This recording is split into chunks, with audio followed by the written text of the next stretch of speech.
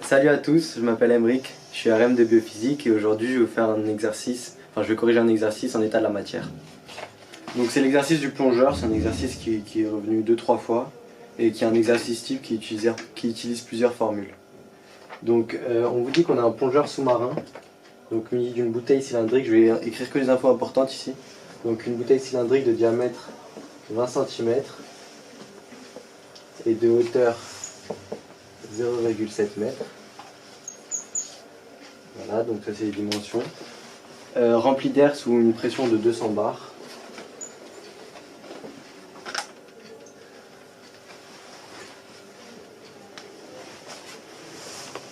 L'air il est délivré par un détendeur à pression ambiante. Donc ça on vous le dit aussi dans l'énoncé. Le plongeur il évolue à 32 mètres de profondeur. Donc ça quand vous faites un brouillon, essayez par exemple quand il y a deux hauteurs de bien différencier les deux. Donc là je vais mettre un B comme bouteille et ici un P R comme profondeur par exemple. Donc voilà. Ensuite on vous dit que la température est constante. Ça c'est assez important. Donc on vous dit que même s'il descend, la température ne change pas. Le volume de chaque respiration, donc inspiration, est de 760 millilitres. Ensuite, on vous parle aussi de la fréquence. Donc la fréquence de respiration est de 16 inspirations par minute. Voilà, fréquence respiratoire. Et on vous demande en gros, on vous dit d'abord que en gros le plongeur ne pourra pas utiliser tout l'air qu'il y a dans la bouteille et qu'il en restera toujours à pression ambiante. Donc ici dans cet exercice on vous dit qu'il en restera à pression ambiante, on aurait pu vous dire par exemple qu'il en restera à pression atmosphérique. C'est donc c'est un peu une constante ici. Et on vous demande le temps, je vais écrire là,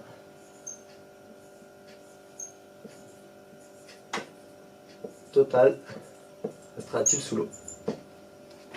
Voilà. Donc ça fait beaucoup d'infos. Déjà ce qu'on va commencer par faire c'est tout convertir dans le système international. Donc ça, il y a deux types de personnes. Il y a ceux qui le font avec, dès le début avec toutes les données. Comme ça, ça permet de ne pas faire d'erreur, de se poser. Mais en même temps, on peut perdre du temps parce qu'on peut le faire pour des données qui ne nous intéressent pas. Mais ici, pour ne pas vous embrouiller, je vais le faire. On va tout convertir en système international et comme ça, ce sera fait.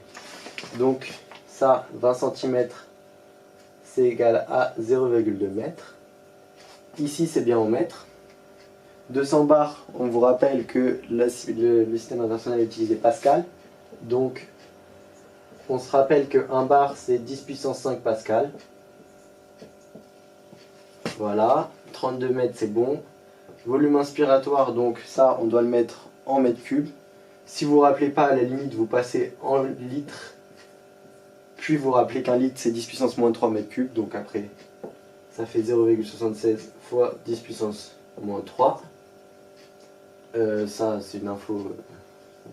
Voilà. Et ça, soit vous voulez un résultat en minutes, soit, parce qu'on vous demande un temps, je vous rappelle, soit en secondes. Moi, je vous conseille quand même de le mettre en secondes. Même en laissant comme ça, hein. Juste pour les formules, comme ça c'est bien dans le système international. Donc ça c'est inspiration par seconde. Voilà, donc là on a tout converti. Là c'est pas une fraction, c'est juste comme ça. Le diamètre, je crois qu'il n'y a que deux formules en physique où on vous demande un diamètre, sinon c'est tout le temps le rayon. Et ça c'est un piège qui revient souvent de vous donner le diamètre dans l'énoncé alors que vous aurez besoin du rayon. Donc ça, je vous conseille de changer direct, comme ça, ça vous permet de ne pas vous tromper par la suite en mettant le diamètre et pas de rayon. Voilà, donc on a ça. Alors, le plus dur dans un exercice comme ça, c'est de savoir par où commencer. Donc soit vous avez des idées et vous commencez par des formules, vous savez ce qu'il faut utiliser puisque c'est des exercices types quand même. Et donc vous faites ça. Soit si vous êtes vraiment perdu, mais ça faites-le si vous êtes vraiment perdu. Là par exemple on vous demande un temps. vous regardez dans les unités. Donc ça, pardon, ça va mettre moins 3. Vous regardez dans les unités si vous n'avez pas un temps. Donc Pascal, il faut faire attention parce que Pascal, c'est pas Pascal, c'est mètre carré par seconde. Enfin, bref. Et là, vous voyez qu'ici, vous avez des secondes. Donc vous regardez à quel temps ça correspond. Vous voyez que c'est des inspirations par seconde. Donc, par exemple, si je vous dis que, on va prendre avec 16 par minute, ce sera plus simple. Si je vous dis que je fais 32 inspirations, vous savez instinctivement que c'est 2 minutes.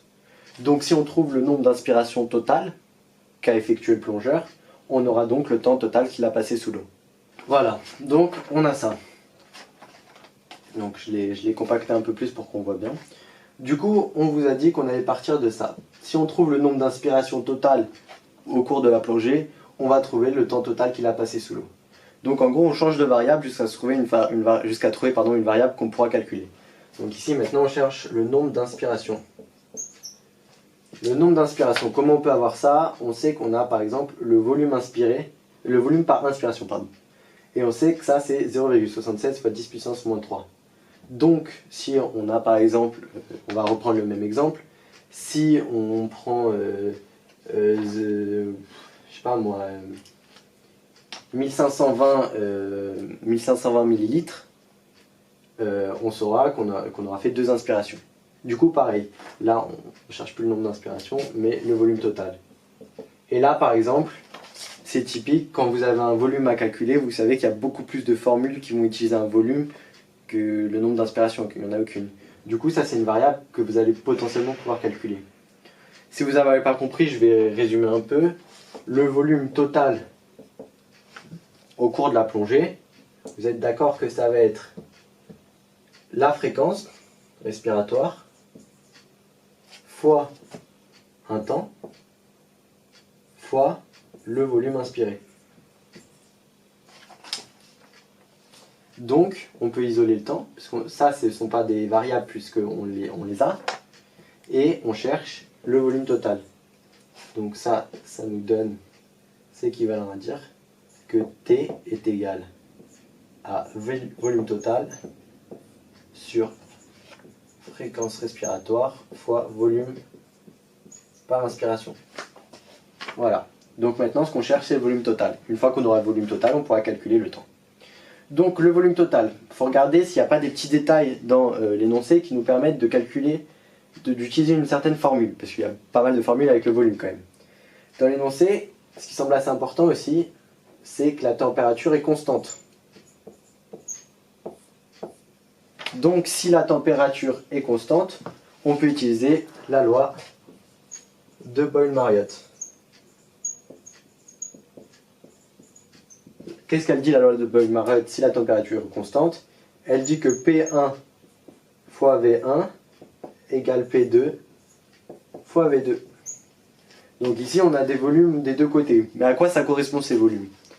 Bah, si on prend V2 comme volume total, on va avoir comme pression numéro 2 la pression à laquelle l'air arrive dans notre bouche. Parce que ça, c'est le volume total inspiré sous l'eau. Donc ce volume, il est inspiré à la pression à laquelle l'air arrive. Et ça, on regarde dans l'énoncé et on nous dit que l'air, il est délivré à pression ambiante. Donc, on a V2, volume total, ce qu'on cherche, et P2, la pression ambiante. Ensuite, P1 et V1, c'est quoi? Bah, on va prendre V1, le volume disponible dans la bouteille, et P1, la pression disponible. Pourquoi je dis la pression disponible et pas la pression qu'il y a directement dans la bouteille? Parce que dans l'énoncé, et ça c'est des petits indices qui nous mettent la puce à l'oreille, dans l'énoncé il est bien écrit qu'il doit rester, et j'ai insisté tout à l'heure dessus, la pression ambiante à la fin dans la bouteille. Donc la pression disponible, ça ne va pas être la pression dans la bouteille, c'est de la pression dans la bouteille moins la pression ambiante, puisqu'elle doit rester dans la bouteille, on ne peut pas l'utiliser. Donc pour résumer, on a P10 fois V10 égale pression ambiante fois volume total. Okay. Donc là-dedans, on cherche maintenant qu'est-ce qu'on connaît et qu'est-ce qu'on ne connaît pas. Le volume total, on ne connaît pas, forcément, c'est ce qu'on cherche. Donc on va voir si on peut, soit on connaît les autres, soit on peut les calculer. P amb, on laisse pour l'instant. On sait que c'est pas dans l'énoncé, on laisse. P disponible, comme je vous l'ai dit, c'est la pression de la bouteille moins la pression ambiante. Donc la pression de la bouteille, on l'a, et P amb, on verra ça après. Et le volume disponible, donc c'est le volume dans la bouteille, qu'on dit cylindrique. Donc, si vous ne vous rappelez pas comment on calcule le volume d'un cylindre, même si vous devez le connaître, ce que vous pouvez faire, c'est que vous pouvez faire un petit schéma, comme ça par exemple. Ok. Et un cylindre, c'est quoi? C'est un cercle. Si vous vous rappelez de l'aire d'un cercle, hein, sinon ça ne sert à rien. Donc l'aire d'un cercle, c'est pi r carré. Et si vous prenez ce cercle et que vous le multipliez par la hauteur, ça va faire plein de cercles et ça va remplir ce cylindre en gros. Je ne sais pas si vous voyez un peu. Et du coup, il suffit de multiplier ça par la hauteur du cylindre. Donc on a le volume disponible, on a la pression de la bouteille, il ne nous manque plus que P amb. Okay. Donc ce qu'on cherche maintenant c'est P amb pour obtenir V tot, pour obtenir le temps. On cherche P amb. Alors qu'est-ce que ça représente la pression ambiante? C'est la pression à laquelle est soumis le plongeur à cette profondeur-là. Donc ça, si vous vous rappelez bien, on sait que la pression exercée c'est P égale P0 plus ρ g h. Okay. Ici, ça va être P amb. P0, ça va être la pression atmosphérique, la pression à la surface. Et ρ, on va prendre ρ de l'eau qui est égal à 1000. G, c'est 9,81. Et H, on vous le donne dans l'énoncé, c'est 32 mètres. Donc, on va pouvoir calculer P amb, pression ambiante, qui est égale à 101 325 plus 1000 fois 9,81 fois 32. Alors, de manière générale, je vous conseille de garder les expressions littérales jusqu'au bout pour éviter les approximations. Maintenant, là, ça fait beaucoup quand même de formules et tout, donc ça va faire une grosse expression. Et puis là, si vous regardez bien, on peut voir que ça ne va pas faire d'approximation. Pourquoi? Parce que 1000 fois 9,81, ça va faire 9810. Ça fois 32, ça va être un nombre entier. Et pardon. Oui.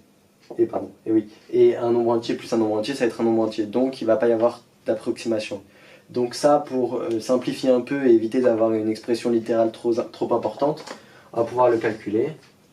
Et en calculant ça, ça nous fait 415 245 pascal. Voilà. Donc maintenant, on a P amb. Et bien on va reprendre toutes les équations et on a tout pour pouvoir conclure. Donc, on avait, si vous vous rappelez bien, T est égal à V tot sur fréquence fois volume inspiré. Fréquence respiratoire. Ok. Ensuite, on cherchait V tot. Et V tot, du coup, on avait V tot est égal à V disp fois P disp sur pression ambiante. Donc, on se rappelle bien que P disp, c'est PB moins P amb. Ok. Et du coup, on va tout remplacer pour avoir la formule finale du temps qui est égale au volume. Du coup, on avait dit que c'était H pi r carré fois, on va laisser pour l'instant les lettres, on va mettre PB moins P amb, le tout sur la fréquence respiratoire fois le volume par inspiration. Ok, pardon, sur P amb, parce que le volume total, le P amb passe en dessous du coup. Ok, donc ça, si on remplace maintenant un peu plus, on va dire que c'est égal à H. Donc H, il faut faire attention, c'est bien H de la, de la profondeur, H de de la bouteille, hein, parce qu'on parle bien ici du volume de la bouteille. Donc ça va être égal à 0,7 fois pi fois 0,1 au carré, prends bien le rayon, on n'oublie pas, fois P de la bouteille, donc 200 fois 10 puissance 5, Pascal, moins P amp qu'on a calculé tout à l'heure, on peut le mettre là, hein, si vous avez oublié, c'était 415 245, donc moins 415 245. Sur la fréquence respiratoire, donc fréquence respiratoire, on avait dit c'est 16 sur 60. Donc si on met sur 16 sur 60, donc il va y avoir le 16 ici, et le sur 60, du coup, vu qu'on n'a que des multiplications, il va monter en haut. Du coup, on peut le mettre directement en haut. Voilà. Donc on a 16 fois le volume par inspiration, 0,76 fois 10 puissance moins 3, fois P amp, 415 245. Et ça, si on fait la calculatrice, on trouve 117,75 secondes. Ok. Du coup, vous avez le temps. Si on vous le demande en heures ou en minutes, bah, si c'est en heures, vous divisez par 3600. Si c'est en minutes, vous divisez par 60. Maintenant, je vais vous le donner en heures. Si vous divisez par 3600, ça fait 1,42. Bon, il n'y aura pas de piège dessus normalement, mais ce serait bête de se tromper maintenant. 1,42, c'est pas 1h42. Pour trouver ce que ça fait 1 heure plus, on va mettre 1 heure plus 0,42 fois 60. Parce que c'est 0,42 d'une heure qui est 60 minutes. Donc c'est pas 42 minutes. Et ça vous donne 1 heure et 25 minutes. Voilà. Voilà. Donc là vous avez tout. Et voilà.